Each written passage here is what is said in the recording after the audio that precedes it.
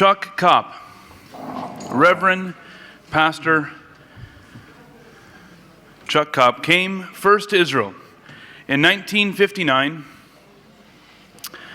as an 11-year-old with his sister and parents for a 6-month ministry trip. Chuck returned to Israel in 1966 at the age of 18 to run a book and Bible shop later known as Cornerstone. He met his wife Liz on tour here in 1968, and they have lived here ever since. They began attending the congregation here in 1970 after meeting Bob and Margaret Lindsey. In the mid-1970s, Chuck became an elder in the congregation. And in 1992, Chuck became pastor of the congregation and has since become the longest-serving pastor in the history of this property.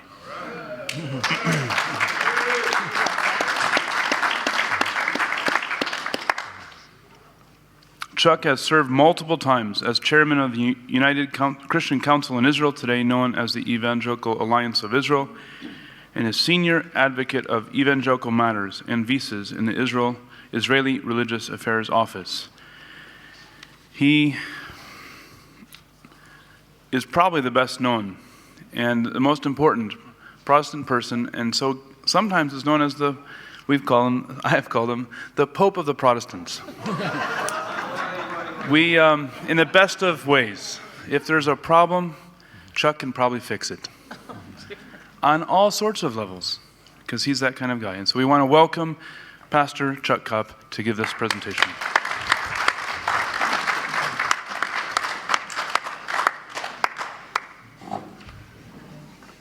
Well, I've never had such an introduction.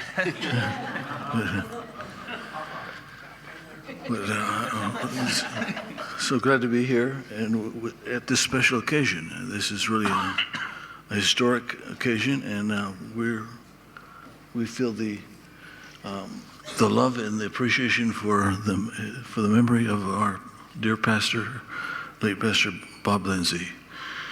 So, Bruchim Abayim, Kol HaMishtatvim B'Kenes Ve'Ahlan V'Sahlan Kol Nas Min Shmal from the north, and that's we have some from all over the country. To most of us, he was just Bob Lindsey. But to some of us, like Homer and others, he was Uncle Bob, and that was the relationship that he had, one a close and family type of relationship with him. And so I want to bless those that have tuned in from all parts of the world. I understand that there's some 200 that have tuned in. So those that are from Asia and from South and North America and Europe and Africa, as far as away as Hong Kong. Our team here is from Hong Kong that are providing the link up to the satellite or the computer, and as close as the neighboring country, Beirut, Lebanon. Someone's wife is there, probably tuning into us right now, but I won't mention the name to give him a little protection. So these things that we're going to tell you today we're not done in a corner.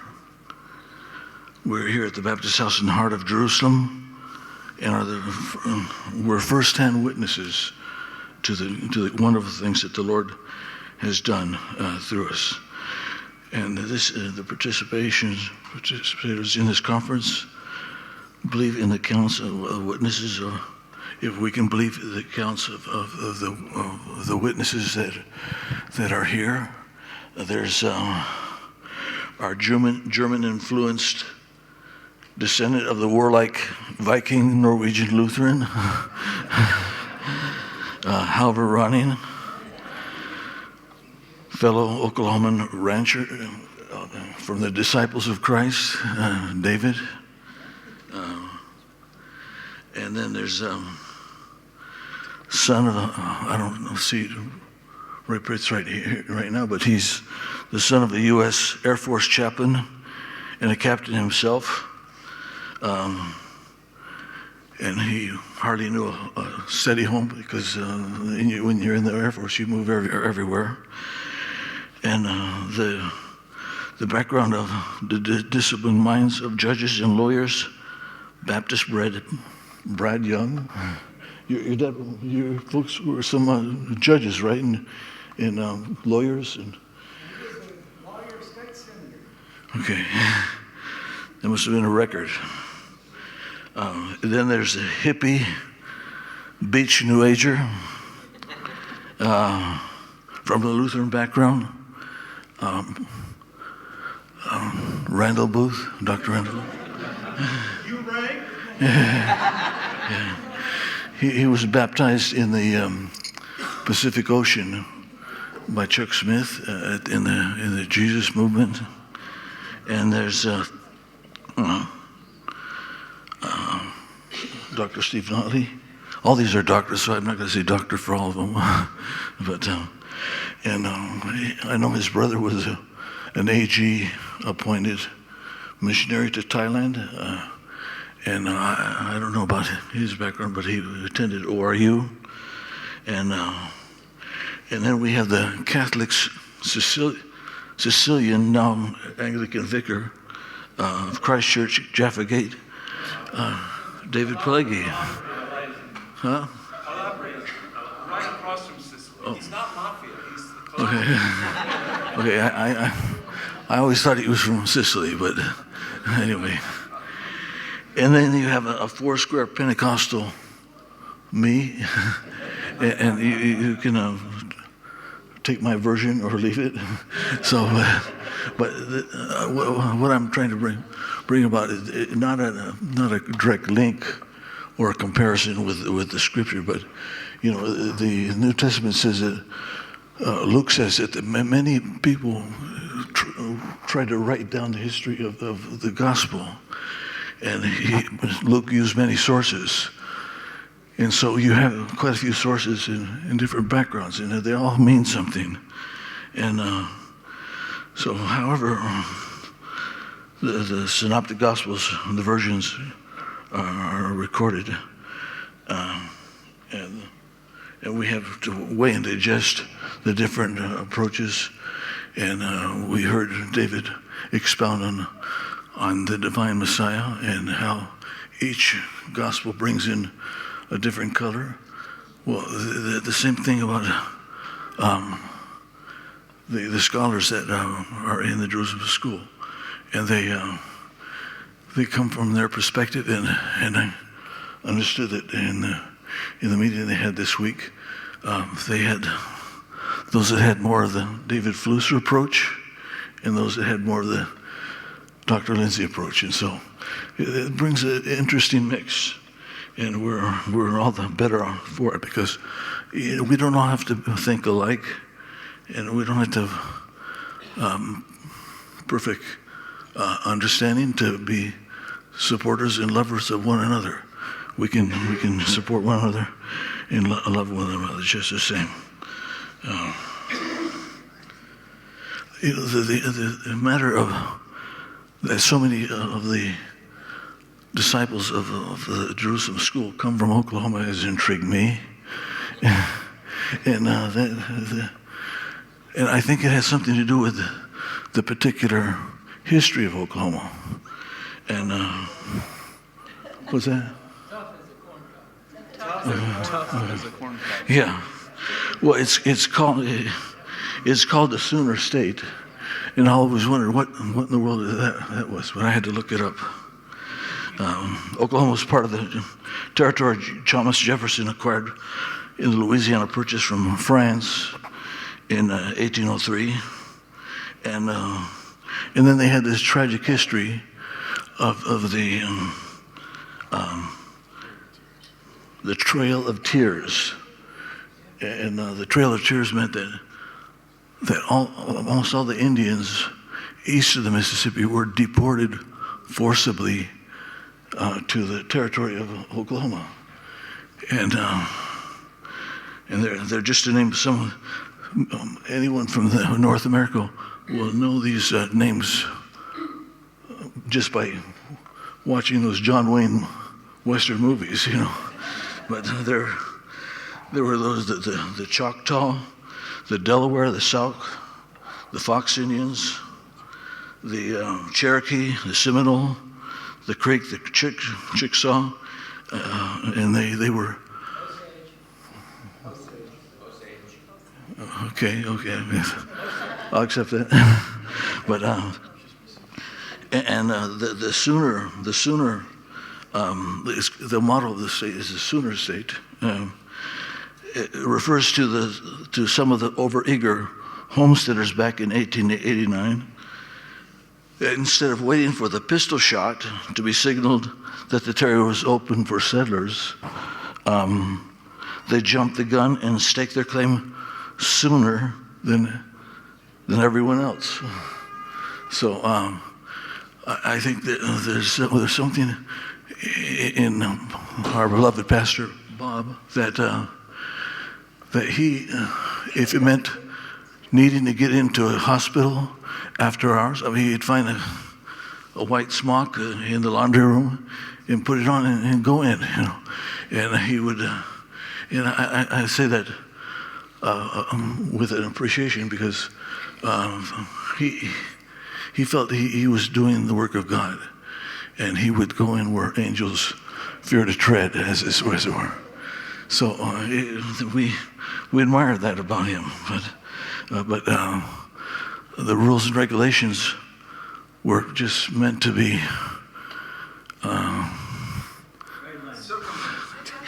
circumvented. That's a good word. Yeah. And then yesterday I was talking about Bruno Kreisky, who served as Austrian Chancellor from 1970 to 83 and Foreign Minister from 59 to 60.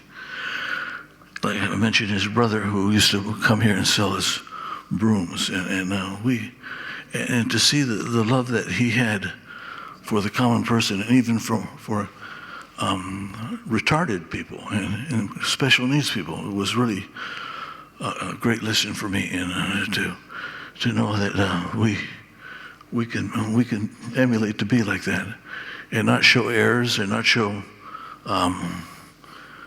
the pride that sometimes it goes along with being in the position that he had. He not like some of the famed televangelists that we see on TV and pastors of mega churches that you can't get near them. You need even if you had an appointment for 6 months ahead of time, you probably wouldn't get to see them. And so Bob was available, and Liz and I, we didn't want to wear that out, but sometimes she'd get on the back of my scooter, and we'd drive to their house and just drop in on them. And of course, in the States now, or most places in Europe, you would never think of doing that. And so that to me was what a real pastor is all about. And so we can emulate to be like a man like that, that has time and will talk to the lowliest person, so-called, in our system of things, and talk to presidents. And I remember when Jimmy Carter came here, the security, what do they call them, Secret Service, they came and looked at the grounds here, and we were meeting in the tent, and they took one look at that and said, "No way, we're not gonna let the President of the United States, the leader of the free world, meet in a tin edifice." So what happened? We talked to the Scottish Hospice. They have the old Scots Memorial Church there at the right across the street from the train station, and he gave up his pulpit for Sunday morning to allow Bob to minister there. And just one little story about that. He put the smock on that the Scottish are used to ministering with, but he forgot the coat hanger in the back.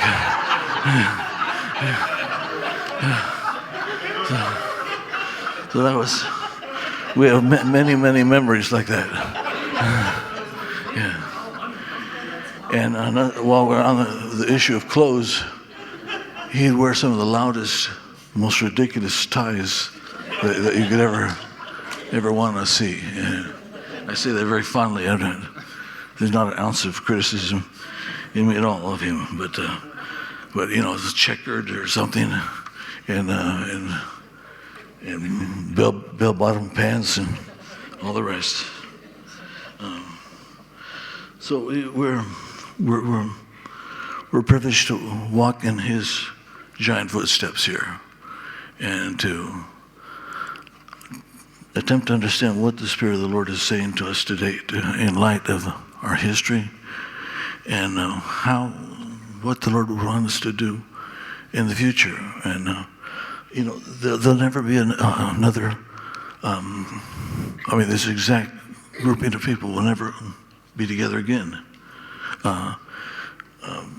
Different ones are moving on in age, and so this is one of a kind opportunity to ask the Lord to speak to us and speak loud and clearly, that we might be the people that we need to be here in Jerusalem.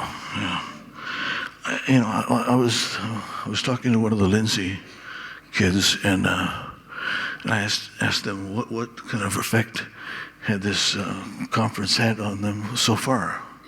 You notice I'm saying them because I don't want to identify even the gender, but they said, I'm learning to love my father all over again. So that was that was worth it all, to be able to have this time, but that to me that revealed something even deeper, that perhaps living in the shadow of a superstar could ask the questions: when am I going to be in my own light, or how can I possibly compete with that kind of stardom or that kind of status, a superstar?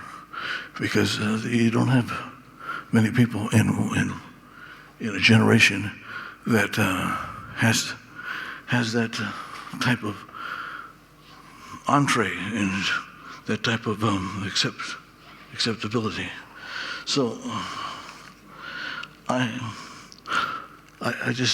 feel with those kids that of the Lindseys, that I'm not saying you have any of these things, that there's probably all my foibles, but sometimes having a grandfather that was a big and famous pastor, and a father that was on radio, and I had the question, why don't people accept me for who I am, and there's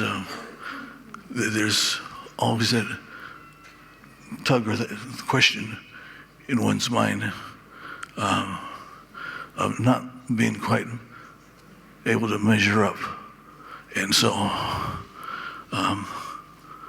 I know that there's answers, and God loves all of us the same, and we don't have to live in anyone's shadow, as great as they may have been, but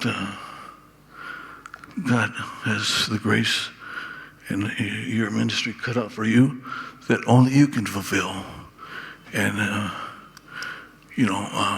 Bob had an entree with people that was next to none, but I find that God leads me to people that wouldn't be affected by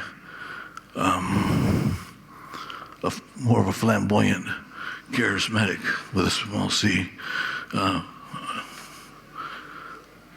characteristics. And so God leads us all to individuals that we are uniquely fitted to minister to and to help. So I just want to encourage the Lindsey children that they're not living in a shadow, that they have legitimacy and standing all of their own, and God be praised for each one, the gifts they bring, and for the things that they bring to the table. You want my time up? Yeah. Okay, my time is up. I've got plenty more of it.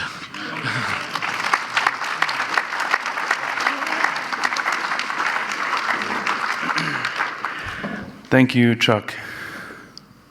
The heart of a pastor from a person who has the heart of a pastor. Somebody said Chuck had inherited some of that DNA from Bob. Really, it's the DNA of God, of His love.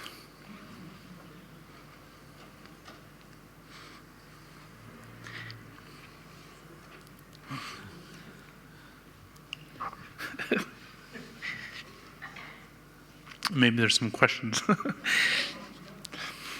or comments we might have for Chuck or for the legacy, the heart of the pastor that Chuck has been sharing about both. I just want to say that we love Chuck, and I think that needs to be said.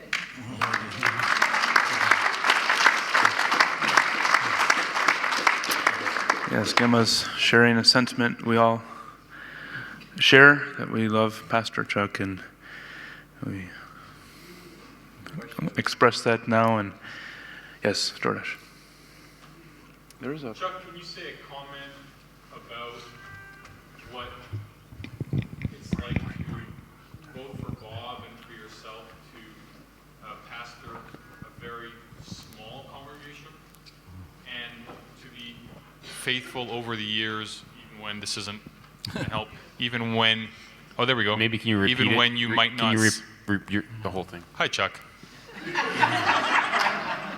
Could you say something about what it's like for Bob, also for yourself as the successor pastor, to lead a congregation in Jerusalem that is often small, often transient, often you don't see tons of results, perhaps, that you might be expecting, and what it's like to continue doing that over decades, both what you saw Bob and Margaret doing and what you and Liz do.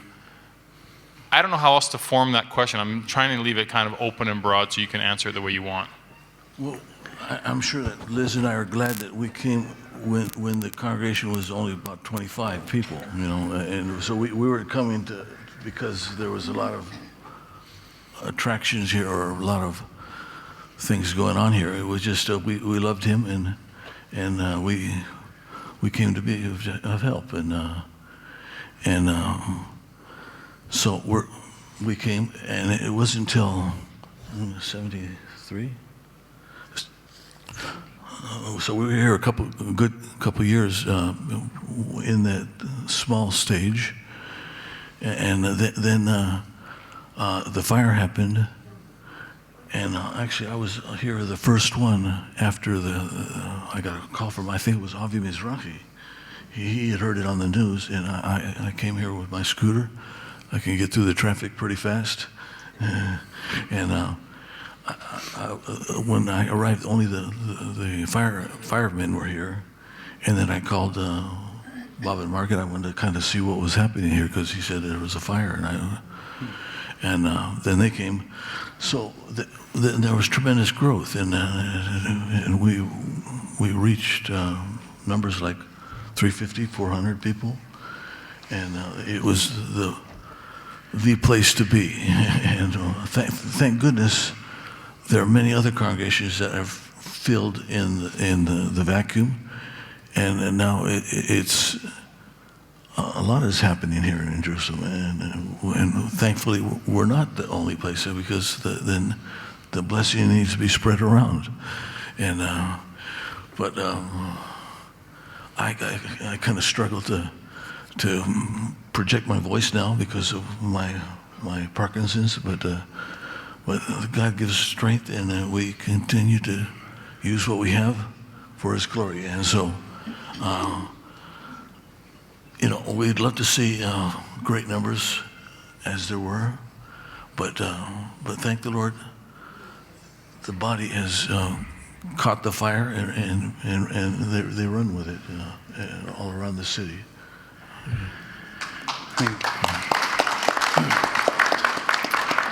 And we know that Narquise Street congregation has a incredible body around the world.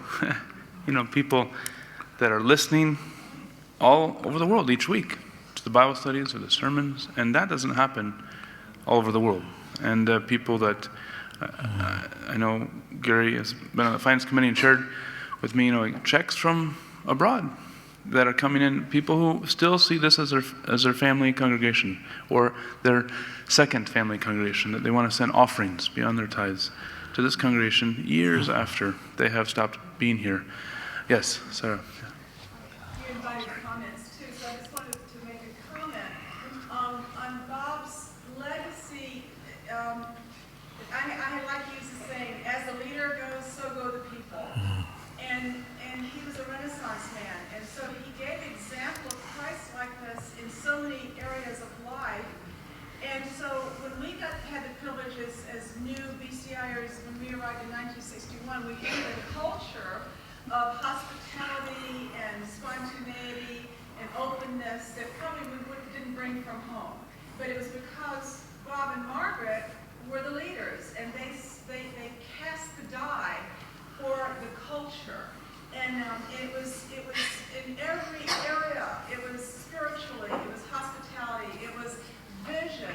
And so even in having this conference, it's like you're pouring water on that plant. What's that plant, the Rose of Jericho, that you pour water on and it blooms again? And it's like this conference is blooming the visionary capacity that Bob Lindsey had to ignite in people that which we can become in Christ. Sometimes if there's a capacity in leadership that's missing among us, unless there's a reminder of who we can be. And I think that Bob had a capacity that was greater than the average, particularly because he was more humble than the average. And I knew as a kid that if I wanted to go to Jerusalem, I just stayed at the Lindsey's.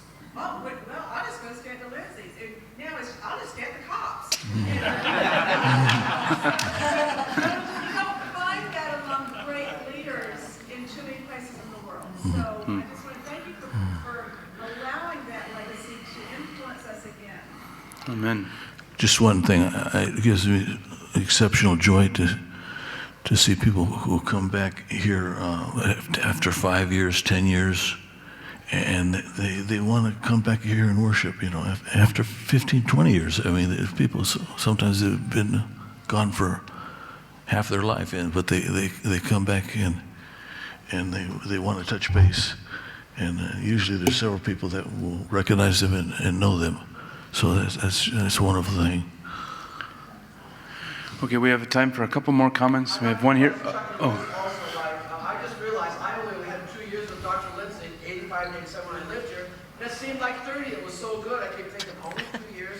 Chuck and Liz are the reason they kind of had a farewell for me when I got married 15 years ago. But the reason to be here is what Sarah's just feeling right now. I work with pastors all around the city. I'm a musician. I'm in every church kind of. I'm standing by Pastor Al, the present pastor from the Baptist house, and they all have special gifts. But Chuck, bless you for that humility that I think really is in this church and has been passed on, and I see that and I feel that. And 30 years of tourist visas can't keep me away. Yes, thank you. I believe as you walk in from the door, you'll see this is my Father's house. My Father, the Lord said, my house shall be the house of all nations to pray. And I believe that we feel that God is our Father here, and we're His servants. And I think the openness is also the longevity. Every time we've come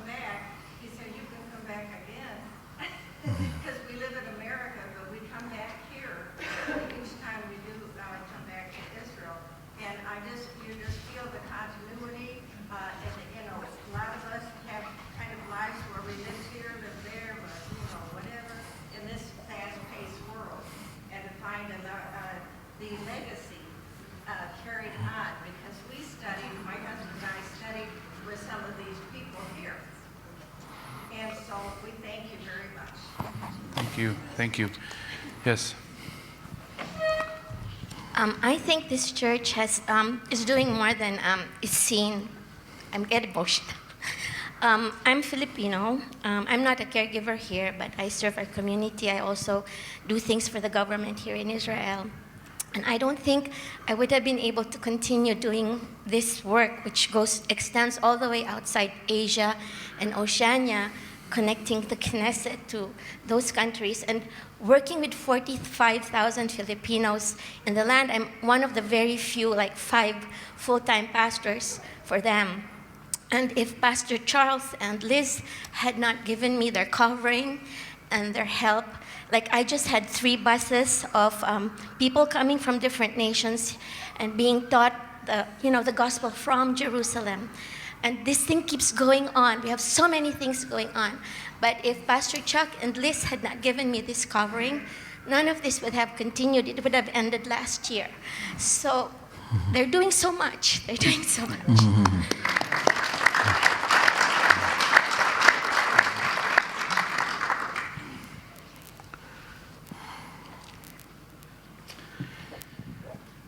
Okay. Any last comments or questions before we wrap up this this lecture presentation and move on? Yeah.